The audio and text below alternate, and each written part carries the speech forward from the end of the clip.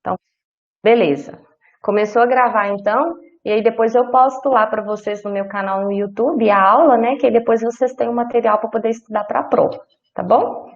Então vamos lá. Na primeira pergunta, a Andressa vai responder para a gente. Das etapas que a gente tem do planejamento da força de vendas, a gente tem a etapa da compilação de dados. Então eu quero saber o seguinte: quais são as formas, quais são os métodos que a gente tem para poder pesquisar e encontrar esses dados para a gente poder fazer esse nosso planejamento, certo? Então, Andressa, fala para mim, por favor, o que que você colocou. Ó, aí a Andressa respondeu pelo chat. Por departamento, sistema de informação de marketing, uma equipe montada para tal sobre a responsabilidade do departamento de marketing, geralmente em grandes empresas, ou por software de planejamento, e aí de todos os tipos, ou por pesquisas convencionais de todos os tipos. Então ela colocou aqui 3 formas. Na opinião dela, pode ser feito por uma equipe, né, departamentalizada na empresa, né, que geralmente é uma equipe dentro da área de marketing, né, que vai fazer essa compilação. Pode ser também, como ela colocou aí, por software, né, sistemas de gestão e aí inteligentes que fazem buscas pela internet, etc. E pesquisas convencionais, como por exemplo a pesquisa de mercado que a gente tem, né, ou também chamada pesquisa de marketing. No material que eu disponibilizei para vocês, eu vou até projetar aí, eu estou com ele aberto aqui. Vamos ver lá o que está aparecendo para a gente quando eu trato então dessas etapas, né? Então, olha só, eu coloquei lá para vocês que esse planejamento, na verdade, vai envolver todas essas etapas. Ó, então, começa lá. Peraí, deixa eu só. Começa com a etapa a primeira etapa é a compilação mesmo, né? A busca e a compilação desses dados. Então, a gente faz isso por várias formas, como a Andressa colocou aí para a gente. Depois, a gente parte para a percepção e estudo desses dados, suposições fundamentais do que a gente encontrou, traça objetivos e metas, estabelecendo as atividades para alcançar esses objetivos e metas e conclui com, né, a elaboração do documento, do cronograma de ação, com prazos definidos, com as pessoas que vão executar as tarefas, enfim, né, com todo o cronograma de ação. Então, eu coloquei a primeira pergunta, tá basicamente nesse slide aqui, né, que é quais são os meios que a gente tem para compilar os dados. Então, é exatamente o que a Andressa respondeu, né? Através do sistema de informação de marketing, que aí é uma área, né, dentro da empresa, uma equipe, um departamento responsável para desenvolver todas as estratégias e ações para a busca desses dados. A gente pode fazer isso, então, por softwares de planejamento e também por pesquisas convencionais, como a pesquisa de mercado ou pesquisa de marketing. Então, ela respondeu exatamente como está no nosso material, né? Então, para a segunda pergunta, Gustavo, você pode, por gentileza, responder a segunda? Vou projetá-la novamente, aí vocês conseguem visualizar. Na percepção e estudos, beleza. Então, na percepção e estudos, tem-se nossa, ficou não, tá certo. Tem-se a indicação de utilização de benchmarking e análise SWOT, ou também chamada FOFA. Então, eu quero que você me explique, Gustavo, o que é benchmarking e o que é FOFA, né? De uma maneira fofa. Brincando. O que significa, então, isso, né? SWOT ou FOFA, que é a tradução da expressão SWOT em inglês, e benchmarking. O que você respondeu, Gustavo? Beleza. Tá me escutando? Tô te ouvindo. Pode falar. Benchmarking é a técnica por meio da qual a organização compara o seu desempenho com outra empresa, sendo concorrente ou não. Busca imitá-la, porém de maneira bem feita, né? Seu conceito é buscar as melhores práticas da administração e como forma de identificar e ganhar vantagens na competição, né? Seja Isso. também, às vezes, também igual lá onde eu estou trabalhando, pode ser também até em questão de fornecedor, né? Buscar ali copiar o fornecedor que o outro está comprando, né? Acho que Uhum. pode enquadrar nisso também. E a análise de SWOT, né? Não sei se está certo, minha pronúncia, foi criada por dois professores de Harvard, né? Kenneth Andrews e Roland, não vou falar isso, que eu nem sei. E é utilizada por empresas e acadêmicos para estudar a competitividade de uma organização. SWOT, que é uma sigla em inglês, né, para as palavras. Vou nem falar que eu nem dou conta. Fala só em português mesmo. É, força, fraqueza, oportunidade e ameaça, E, né? Ela aí pra gente, né, ficou a sigla de FOFA, né? Que é e, força, fraqueza, né? Força, oportunidade, fraqueza e ameaça, né? Aí eu expliquei também um pouquinho de cada subsídio, né? Cada item, né? Que é força, né? Que é os custos dos produtos, as fraquezas, que é as instalações inadequadas, nível gerencial pouco qualificado e mais algumas coisas, né? Etc. Oportunidade eu coloquei entrar em novos negócios, ampliar a linha de produto, e as ameaças, mudança nos hábitos dos consumidores, né? Novos substitutos e etc. é isso aí. Muito bem. Então, assim como a Andressa, né, o Gustavo também teve lá o nosso material como guia. Então, olha só, eu perguntei, porque assim, ó, para a gente fazer um planejamento, a primeira coisa é correr atrás dos dados, né, para a gente poder ter informação, para poder ter um ponto de partida, por onde começar. Então, independentemente do método, né, a gente tem que começar por ali. Sim, Aí, sim. quando a gente vai para essa percepção e estudar o que a gente encontrou, a gente pode trabalhar dessas duas formas. Então, você até disse, né, Gustavo, eu posso fazer benchmarking com um fornecedor do qual a minha empresa se relaciona? Claro que pode, né? O benchmarking, na verdade, ele acontece, ele pode acontecer, melhor dizendo, né, com empresas do mesmo ramo, com empresas de ramos diferentes, empresas parceiras, uma fornecendo para outra, como é o caso que você falou, ou até mesmo concorrentes, sabia? Seja um concorrente direto ou indireto. Então, assim, afinal de contas, o que que significa isso, né? Porque o benchmarking é você copiar uma prática, um método, um modelo de gestão eficaz, eficiente, ou seja, que está dando certo para um e trazer isso para sua empresa. Então, por exemplo, assim, ó, vamos imaginar que você tem uma farmácia e Posso dar você um exemplo? Não sei. pode, Depois. pode, Não, não pode pode. falar primeiro. Então tá. Eu vou falar e depois então você fala o seu exemplo. Aí é Beleza. ótimo que ilustre ainda mais. Então, assim, vamos supor, eu tenho uma farmácia. Aí, eu tenho um relacionamento, né? Eu tenho, por exemplo, um relacionamento de negócios e até pode até extrapolar para questões pessoais também, enfim, mas não é o caso. Mas eu tenho, né, contato, eu consigo ter contato mesmo com uma empresa, por exemplo, de açougue. Às vezes é porque é na mesma vizinhança, no mesmo bairro, ou é uma próxima à outra, aí os empresários se conhecem, enfim. Então, assim, o que que acontece? Eu, né, tenho uma referência pessoal, né, os clientes elogiam bastante o meu atendimento, vamos supor. E já lá no açougue, o pessoal elogia bastante a rapidez da entrega, o método de entrega, a facilidade, enfim. Então, vamos supor, eu sou boa em algo e ele é bom em algo. Por que não a gente trocar essa experiência e compartilhar essa experiência? Então, eu mostro para ele como que eu trato os meus clientes, como que eu realizo meu atendimento, o que que eu tenho como valores, o que que eu priorizo, enfim, quais são as estratégias que eu adoto para ter um bom atendimento. E em contrapartida, né, como se diz, nessa troca de experiências, ele me fala como que ele faz o delivery dele. entendeu? E aí a gente acaba trocando práticas, as melhores práticas de uma empresa com outra.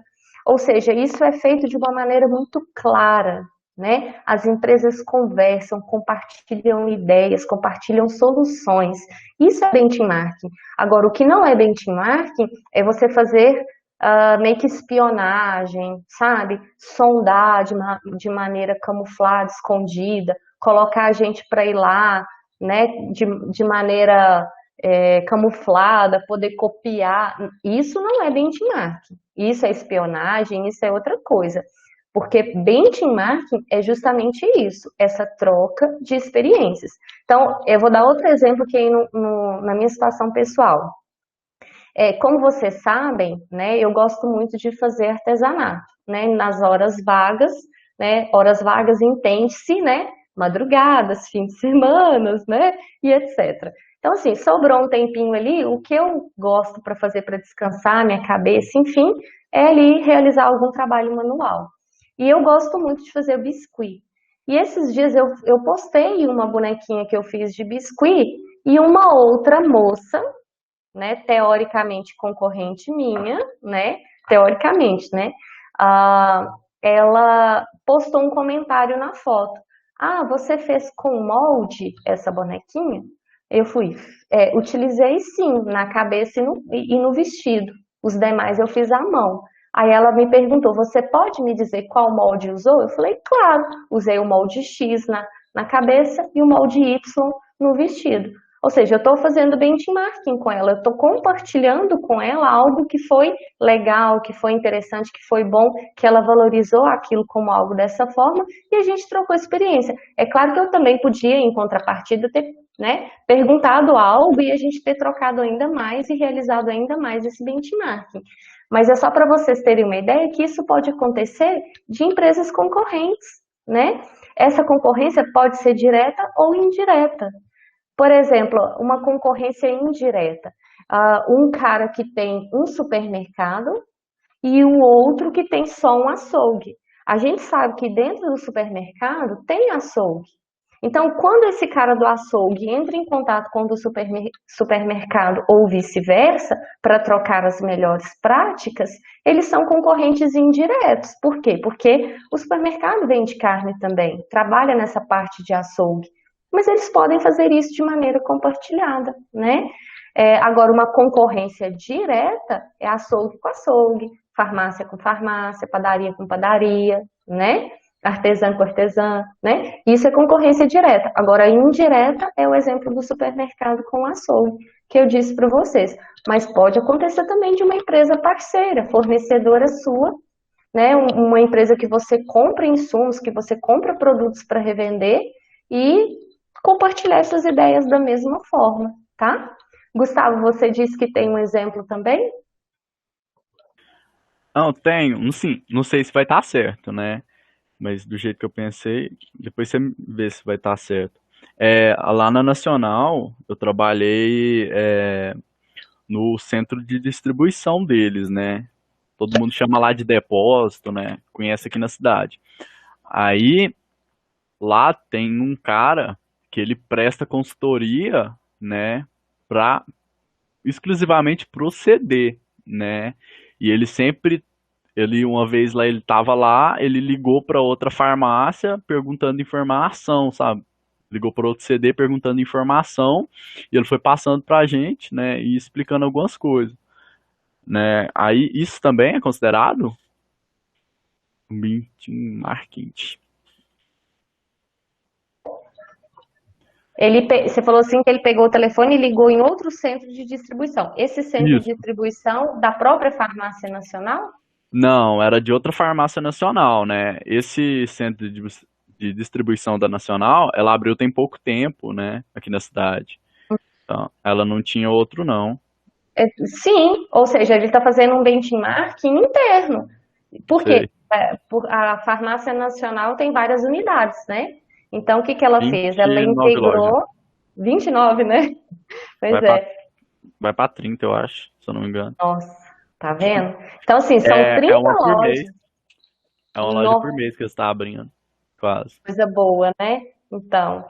Mas assim, o que é legal é que, vamos supor, as lojas que estão abrindo agora, vamos supor, os funcionários, eles não têm aquela experiência de uma loja que está aqui em patrocínio há 20 anos, né? Que o cara está lá desde da fundação.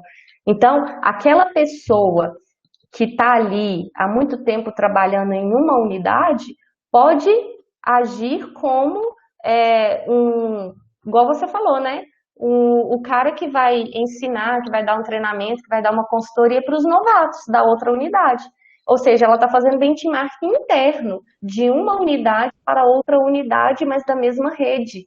Também Sei. é possível, sim, é um ótimo exemplo, né? Até dentro do trabalho também, né? Ali, igual lá no CD lá, é basicamente 80% das pessoas que entrou lá, eles tudo aprendeu alguma coisa comigo, né? Ou tudo.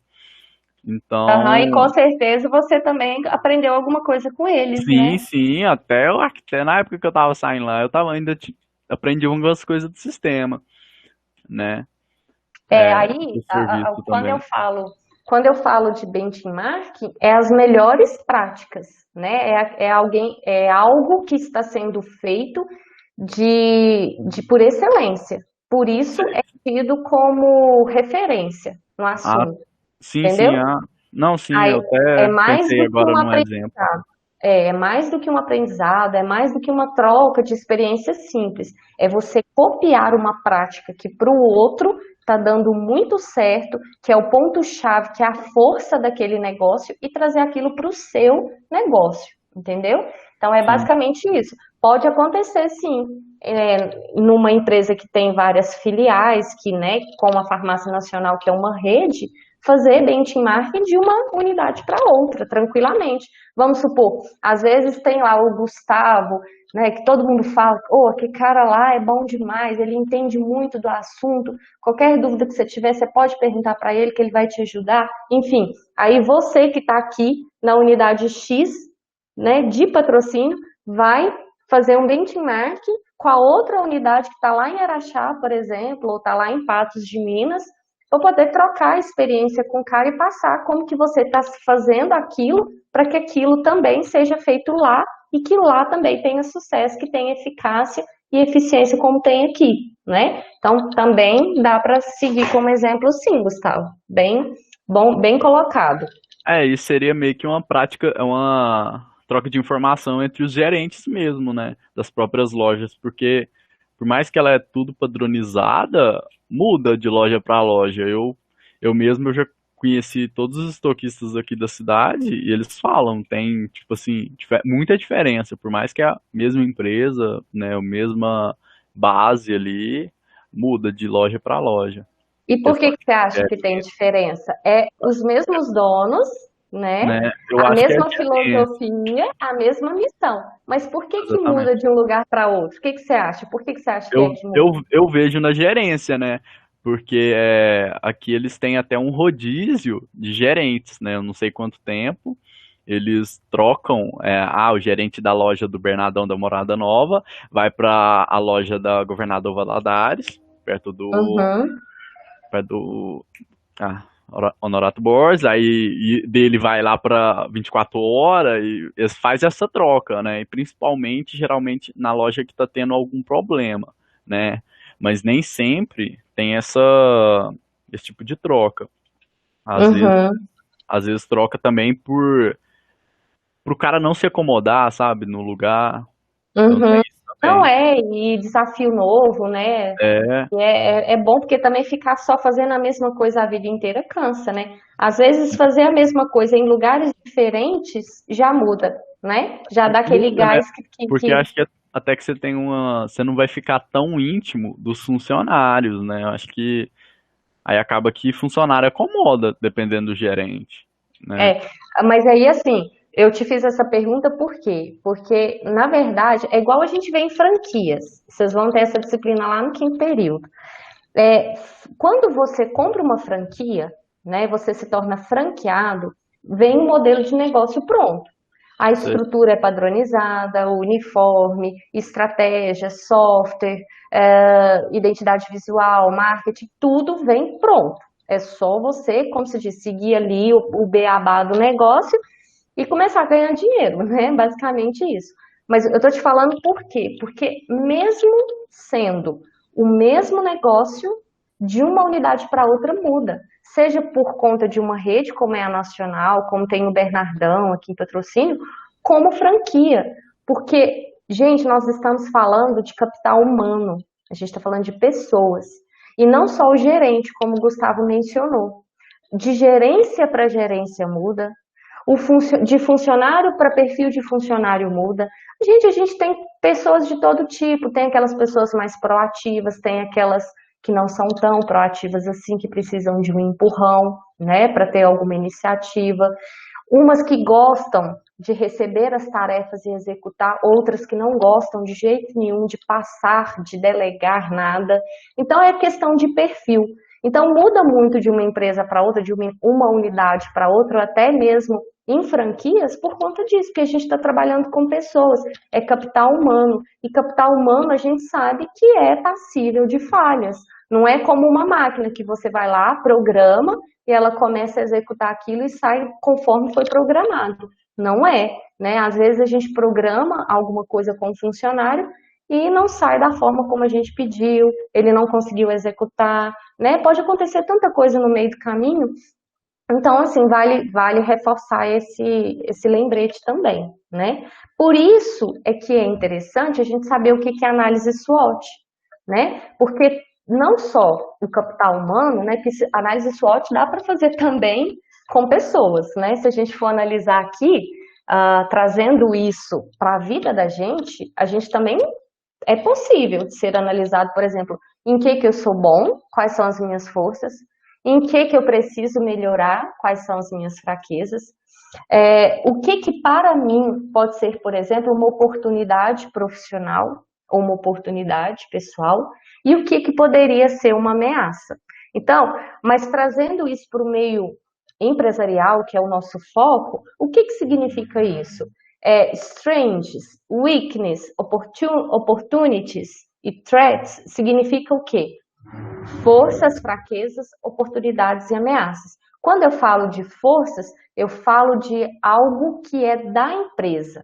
A empresa ela tem um diferencial, ela se destaca em algo. Então, quando ela é boa naquilo, que quase sempre é naquilo que a gente vai fazer benchmarking, é o que é copiado, o que é compartilhado, que é a força, né? Ou seja, é interna. O que é fraqueza? É interno também.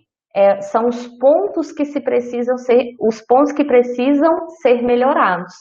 Então vamos imaginar que hoje a fraqueza da minha empresa é não ter um estacionamento, porque eu estou no centro da cidade, foi implantado estacionamento rotativo e eu não consigo oferecer isso para o meu cliente, né? De ter um estacionamento próprio para ele poder parar o carro e eu poder atendê-lo. Então, no momento, é uma fraqueza da minha organização.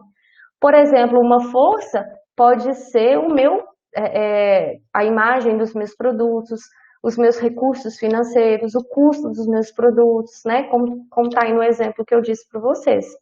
Agora, oportunidades e ameaças está fora da empresa. Então, forças e fraquezas é o que é interno.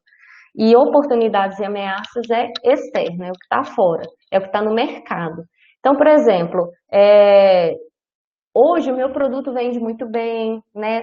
No gráfico ali de vendas ele está subindo, está tendo uma boa aceitação, né? Mas pode acontecer de começar a cair. E aí o que pode levar a essa queda? Um concorrente abriu e o produto é muito semelhante ao meu, e o meu está mais caro do que o dele, então o consumidor vai começar a comprar do meu concorrente, aí a minha venda vai cair. Então isso é uma ameaça. Eu tenho que entender o que é ameaça para eu poder trabalhá-la e transformá-la em oportunidade. Então se um concorrente abriu ali e o preço dele está melhor do que o meu, eu tenho que focar numa estratégia de qualidade, divulgar melhor o meu produto, buscar um diferencial que agregue ao meu produto, para o cliente entender que o a mais que ele vai pagar para ter o meu produto vale a pena, porque ou tem mais qualidade, ou tem um atendimento especial, ou tem uma entrega que não tem taxa, tem que ter alguma coisa, e aí eu vou trabalhar isso, entenderam? Então, assim, o que é fraqueza dentro da empresa tem que ser transformado em força. O que é força, continuar sendo força ou até, quem sabe, ser aprimorada. O que é ameaça no mercado tem que ser transformada em oportunidade. E as oportunidades, aproveitar, é claro. Né? Então, se você, por exemplo, entra num novo negócio ampliando a linha do seu produto, então você está o quê? Buscando uma oportunidade de negócio. É o caso de uma aluna minha, ela só vendia Natura e Avon. E aí começaram a aparecer clientes demandando por raco. Então, o que que ela fez? Se ela não tratasse isso como uma oportunidade, mas uma ameaça, ela ia começar a perder venda, perder clientes, os clientes não ficariam satisfeitos. Aí, o que que ela fez? Correu atrás, negociou com a Raco e agora está comercializando produtos Raco também. Então, quer dizer, ela transformou inicialmente uma ameaça numa oportunidade para ela. Não só ela conseguiu uma satisfação ainda mais dos seus clientes, a questão da fidelização, como também agora ela está conquistando clientes novos que estão vindo por essa terceira marca, né? E o mix de produto dela, né, a linha de produtos dela ampliou, então é uma oportunidade. Então, quando a gente fala de fofa, basicamente é isso. Força, fraqueza dentro da empresa, transformar a fraqueza em força e melhorar as forças, se possível, e oportunidades e ameaças. Transformar o que inicialmente pode ser uma ameaça em uma oportunidade e aproveitar todas as oportunidades que vierem desse mercado para o seu negócio. Por isso que a gente tem que estar sempre buscando dados, né, e informações, porque se você não fizer isso, como que você vai saber uma coisa ou outra, né? Aí você não consegue fazer nem benchmark, nem análise SWOT, né? Então, de duas, uma, ok? Dúvidas até aqui? Então, vamos voltar lá para a nossa terceira pergunta, né? Qual a diferença de objetivo e meta, dando um exemplo para poder ilustrar a sua explicação. Bom, objetivo e meta, a gente tinha até visto alguma coisa a respeito disso, inclusive em materiais anteriores, né? Ana Laura, você pode responder a sua para a gente, por gentileza? O que que você colocou? Se oportunidade, se objetivo e metas significam a mesma coisa, e o exemplo, né?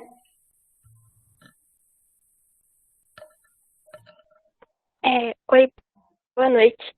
Eu coloquei, Boa noite. objetivo é o desafio maior, é onde se quer chegar em determinado período. Meta é o caminho a ser percorrido para atingir o objetivo. Para alcançar um objetivo é necessário atingir várias metas. Aí o meu exemplo foi o objetivo perder peso. As metas para alcançar esse objetivo são fazer exercícios físicos, comer alimentos saudáveis, não consumir alimentos, bebidas industrializadas e etc. É isso mesmo. Quer dizer, basicamente é isso mesmo. A ideia de objetivo e meta é de que são diferentes.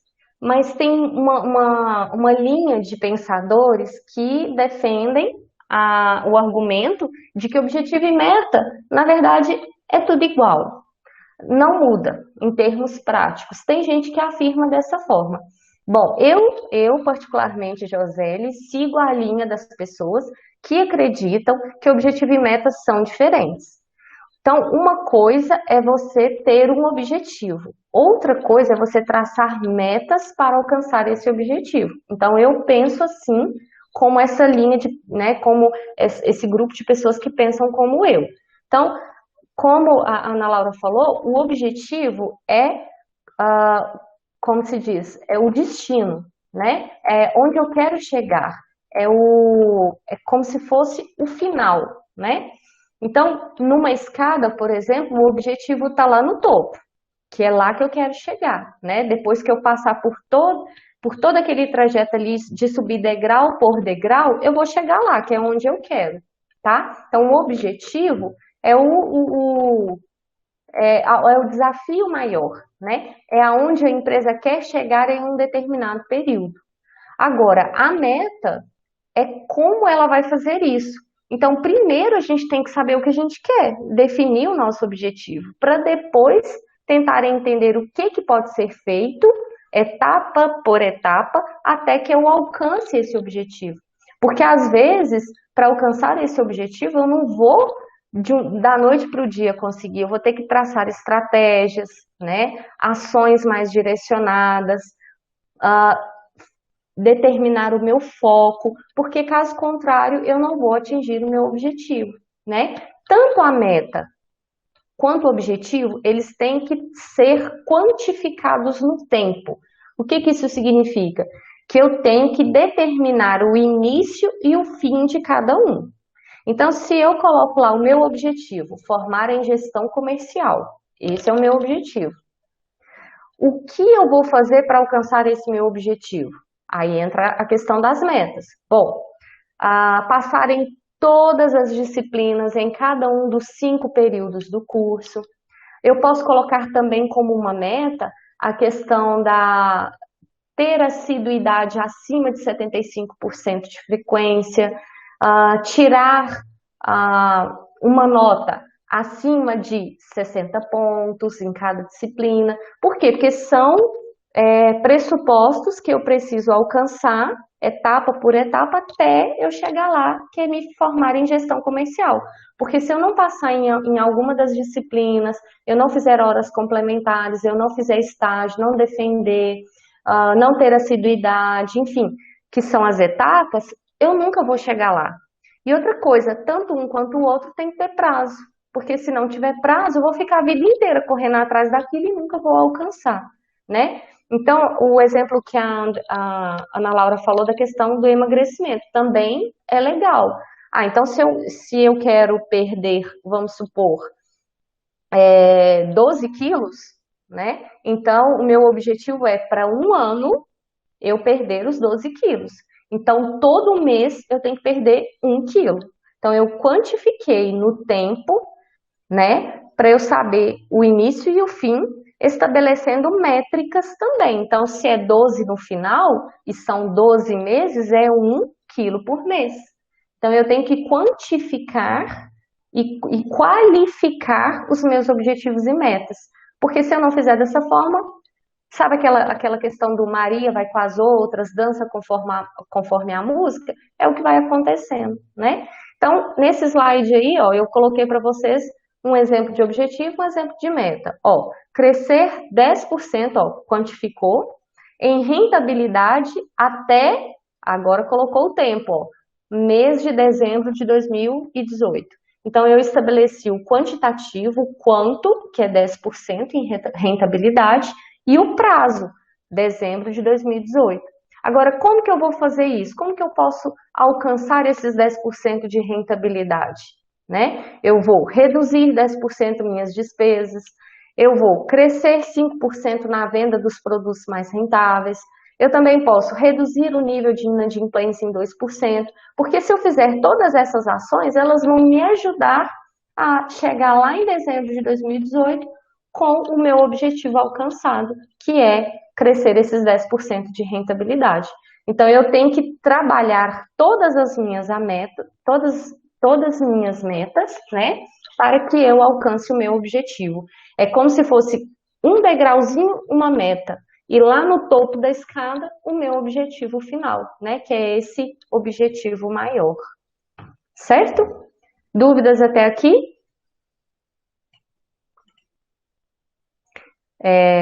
Não? Então, vamos para a terceira pergunta.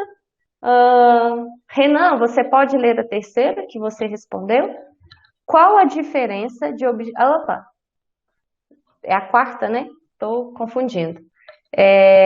Pequenas e médias empresas devem realizar planejamento? Como operacionalizar este planejamento? Então, é a quarta pergunta, né? Eu falei que é a terceira, mas é a quarta. Você respondeu, Renan?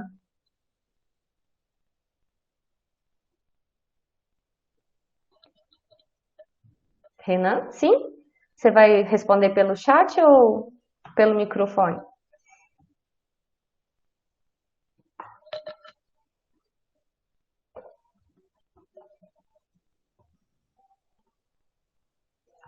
Ele colocou então no chat, né? Ó, então quando eu falo, será que tem, né, gente, diferença? Será que não tem necessidade de fazer planejamento quem tem uma pequena ou uma média empresa?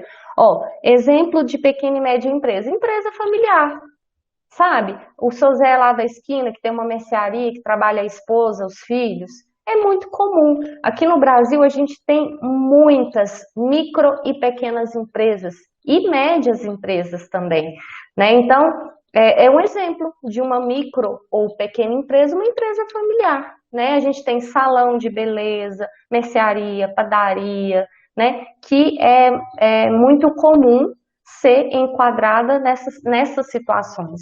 E aí você pensa assim, será que tem necessidade? Será que precisa? Bom, o Renan falou que sim, adaptando esse planejamento às condições da empresa. Ou seja, todas as empresas, independentemente de seu porte, devem realizar planejamentos. Isso, concordo com você, Renan. Esse planejamento deve ser operacional por plano de vendas. Um documento escrito do qual é constato, onde consta, né, os principais tópicos de um planejamento e um plano de ação. No caso aqui, um plano de ação de vendas, né, que é um complemento do outro, né? Não, é isso mesmo. Então, quer dizer, primeira coisa, é claro que você não vai ter uma equipe lá, um departamento de marketing para fazer isso. Não tem. Basicamente, você é o bombril, 1001 utilidades, você que tem que fazer tudo.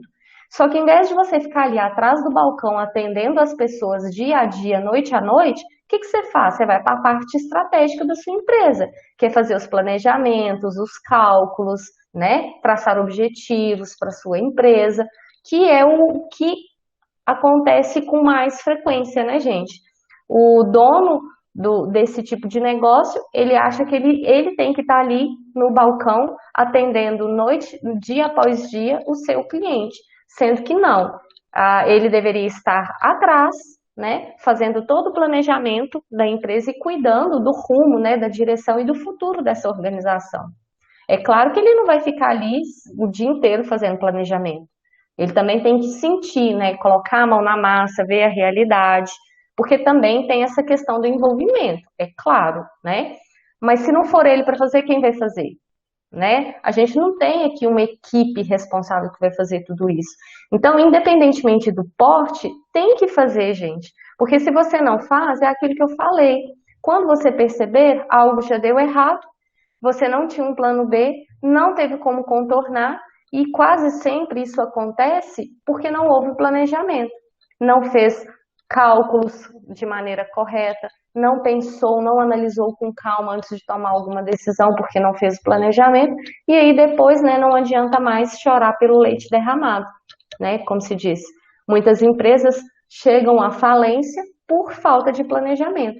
E isso é tão comum, que o Sebrae, de tempos em tempos, coloca para a gente e publica a atualização desses dados.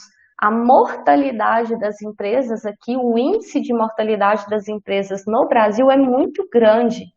O último que eu acompanhei que eles postaram, de cada 10 empresas em 2 anos, 7 fecham. Então, assim, o que leva a mortalidade de cada 10, 7 morrer?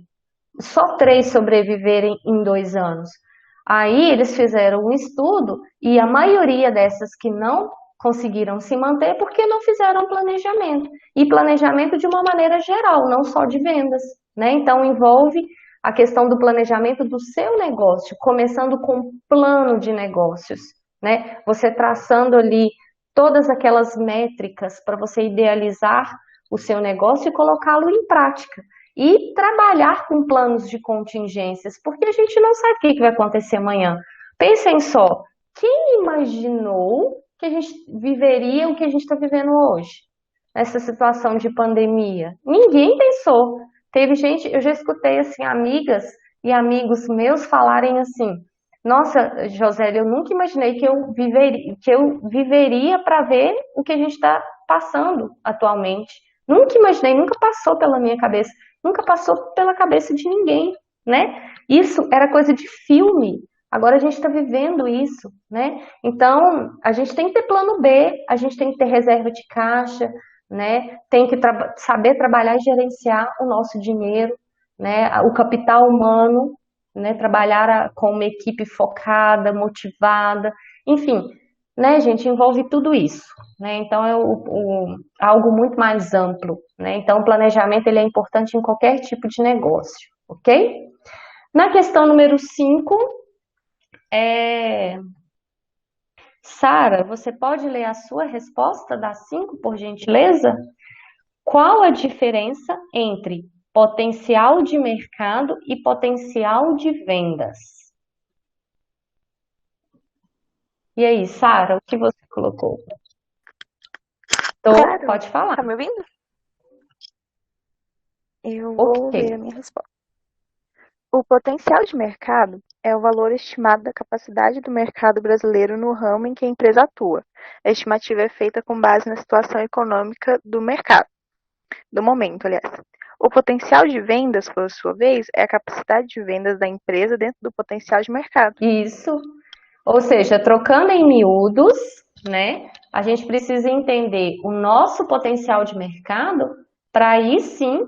Peraí, deixa eu só projetar aqui meu negocinho. Vocês estão vendo aí o slide? Então, né? Aqui ainda tá. A gente precisa entender primeiro o mercado. Uma vez que a gente entendeu o mercado, aí a gente consegue, né, trabalhar o nosso potencial de vendas. Por exemplo, a gente entende que o território. Vamos pegar patrocínio. Patrocínio é um território, né, de atuação de vendas do meu negócio. Então, eu considero ali 100%, patrocínio todinho, desde o Serra Negra ao Enéas, né, pegando todos os bairros, a cidade toda. Então, 100% da cidade. Ou seja, esse é o meu potencial máximo, todos os bairros de patrocínio, ok? Aí, se, vamos supor, eu trabalho com roupas e acessórios infantis. Então, com certeza, eu vou poder vender em cada bairro. Eu vou poder atuar em 100% desse território, porque tem criança em todo o bairro. Isso é óbvio, né? Mas qual que é o potencial de vendas que eu vou ter em cada bairro? Será que tem mais crianças no centro ou num bairro mais afastado? Bom, supondo, tá, gente? É só supositório, brincando, só suposição mesmo. Centro tem muita loja, muito comércio, ponto comercial e idosos, porque é a parte mais antiga da cidade. Então, assim, teoricamente, né, analisando de maneira empírica a situação, eu acredito que os bairros vão ter muito mais potencial para vendas do que o centro da cidade.